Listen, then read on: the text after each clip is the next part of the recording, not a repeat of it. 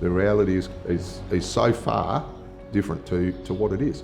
It's not all about sitting around at the station eating and drinking coffee all day and get the occasional call, go out there and just throw your gear on and just run in. No. There's a process to make sure that we come home safe.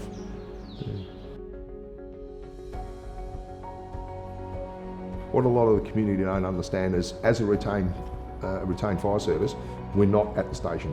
So you might get a comment when you're at the call, or you might see it on Facebook or social media. Oh, geez, they took 15 minutes to get here, and what's going on? And it's like what they haven't understood, of course, is that I was at home, so I've had a 5-6 minute drive to get to the station. I've had to get dressed quickly in a minute, had to get on the appliance, and then we've had to get to the job.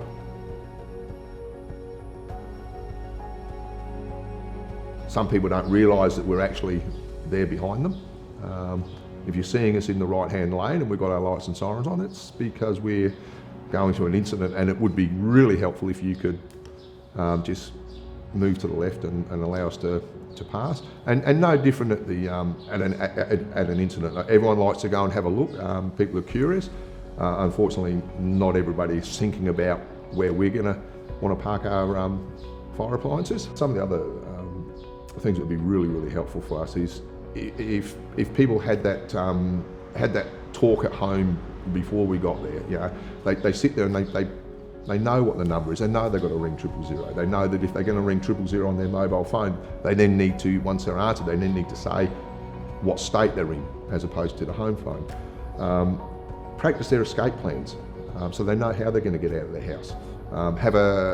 Have the same meeting spot, front letterbox, that sort of thing is great, because then when we get there we can go, oh, okay, is everybody out? And we know, because they're all standing there and the parents have counted how many's there. All those sorts of lovely things. Have smoke detectors in your house, because that's the best thing you can have to give yourself a little bit of a prior warning to get out. Keep things like fire blankets in your kitchen. Very cheap to buy, and they're brilliant for putting over a hot oil fire. Unfortunately, we go to places where people have picked up the fry pan or stove, and of course that just makes it worse, or God forbid put water on it to try and put it out, because that just makes it worse. There's just little things that the community could do that makes our job a lot easier, which again then means less stress for us. There's nothing worse for us than to go and have somebody's house fully involved, because we've got to put it out, which is risky, but more importantly, that family's now lost their home, and they've lost all their belongings, which causes their own issues.